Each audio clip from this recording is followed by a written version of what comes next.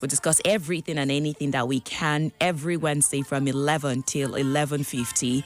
My name is Oluwaseun Olusegun, and again, you're welcome. Today, if you have been a part of our WhatsApp family, you would have seen the flyer telling you what to expect and look forward to as a main discussion of the show. We are talking about something that has been talked about for a long time, but now we want to shed light on it and give the facts, as well as clear some misconceptions, some stereotypes, and also help you to make peace with some things that are inevitable. We're talking about beauty and aging, not in isolation, but then in the context of cosmetic enhancement. And so today, get ready to have your mind broadened, especially whatever it is that you have had or the knowledge you have had about cosmetic enhancement in the time past. We're going to redefine it. And you know I am not an expert. I didn't go to school to study any form of cosmetic enhancement. I do have my guest who's joining me, not just via Zoom, but I think it is the dead of the night where she is right now. And it is so beautiful, so humbling, and I'm so grateful for her presence. Joining me all the way from the United States of America. She's Harvard educated, California trained. She's a highly sought after physician. She specializes in cosmetic and reconstructive surgery of the face, breast, trunk, and extremities. And she's deeply committed to helping people to reveal their inner beauty through physical transformation. So please welcome with me American board certified craniofacial, plastic and reconstructive surgeon. That is Dr. Chinwe Padua. Good morning. Good morning. Thank you for having me. Excuse me, my voice is just waking up too. I mean, thank you for waking up early. It's 2 a.m. over there to just be a part of this. I appreciate it so much. Thank you. No, always. I'm always loving this experience that I have with you, so I had to come back. Okay, so let's get to the basics of beauty. This is a conversation that I think way before many of our grandmothers and ancestors were born, what beauty is has been talked about. So I want to go back to the evolution of beauty, maybe as you see, based on what has been studied and in your field of practice as a plastic surgeon. How would you define beauty? Well, the old saying holds true that beauty is ultimately in the eye of the beholder. I think that we have tried as plastic surgeons and even dermatologists and other physicians who are concerned with beauty to kind of define what that means more objectively. So I think some of the standards hold true. Symmetry is always considered beautiful, facial symmetry, body symmetry. And ultimately, proximity to youth has been increasingly associated with beauty. So people who look younger, less wrinkles, better skin, more plump features, that has increasingly become appreciated as beautiful. And if you look at the people of color, I think there was a time I came across somebody's picture, a white person, and she was nowhere near fat. And she was called as or described as fat. Meanwhile, over here, that same person would be regarded as skinny. So I'm looking at the contrast, or is there a global ideal of beauty, or it varies based on the continent, the race, your location? So I think, before we had internet, before we had social media, before we had television and movies, there were very stark contrasts between the white world, the Western world, and Africa, and even Asia. I think, though, as we increasingly become a global community, our definitions are melding. So, in Nigeria, specifically, a person with a big bum has always been in fashion. And that's now becoming more of a global phenomenon, whereas before, everyone wanted to be really, really skinny and have more breast than bum.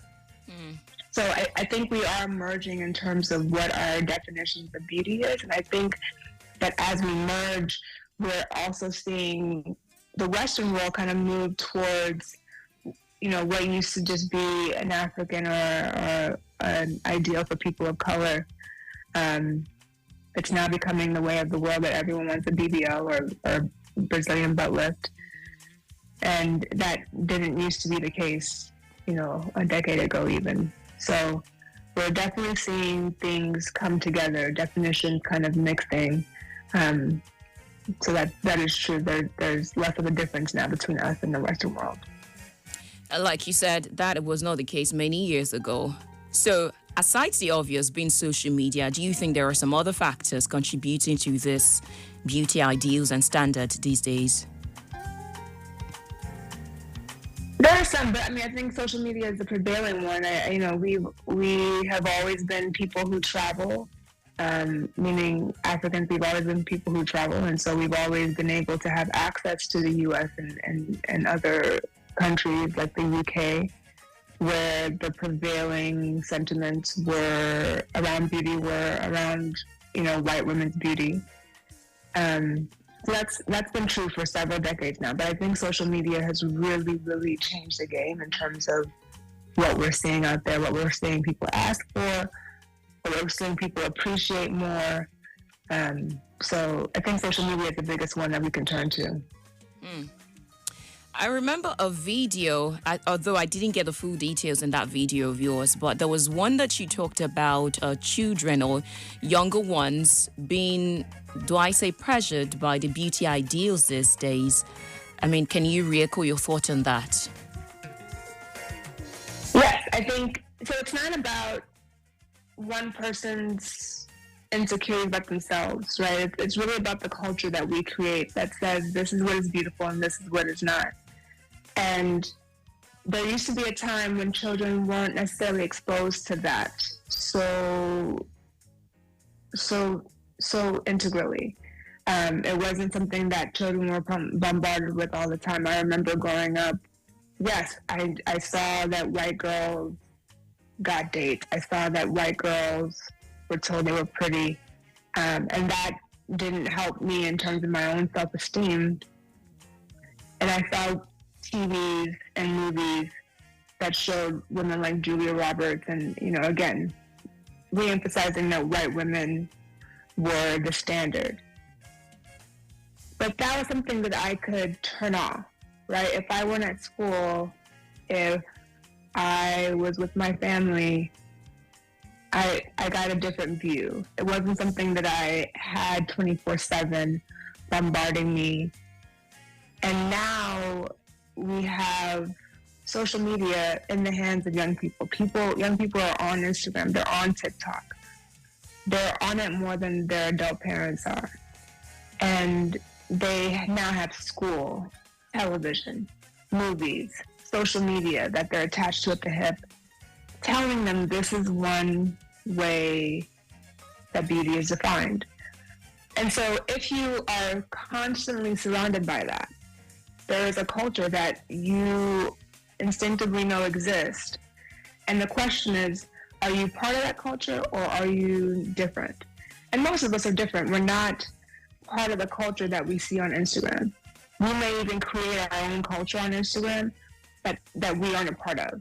What I mean by that is, if you go to the For You page or you go to, I don't know what Instagram calls it, but the Explore page basically, you're seeing things that are similar to what you've liked in the past, right? Things that are similar to what you viewed in the past. And so that is a culture that you created, but you actually may not be at the center of that, which is interesting, right? Right now, my Explore page is full of babies, workouts, and vacations, right? Some of those things apply to me, but a lot of those things don't apply to me. And so I'm constantly surrounded by that. And you can imagine what teenagers are looking at as well. So the idea is that even though you're creating this culture for yourself, you don't necessarily identify with a lot of what it is.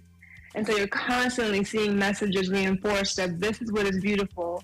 And you're constantly asking yourself, am I this person? And if the answer is no, or am I not, do I see myself in this person? If the answer is no, that's a very, very terrifying message, I imagine, for someone who's growing up and learning what it means to be themselves in this world. Thank you. We'll take a break.